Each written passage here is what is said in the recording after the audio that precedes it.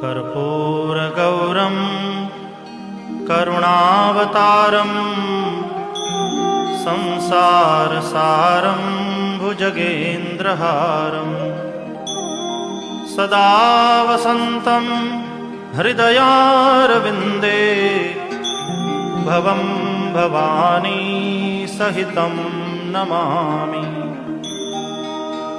मङ्गलं भगवान् शम्भुः मङ्गलं वृषभध्वजः मङ्गलं पार्वतीनाथो मङ्गलायतनोहरः।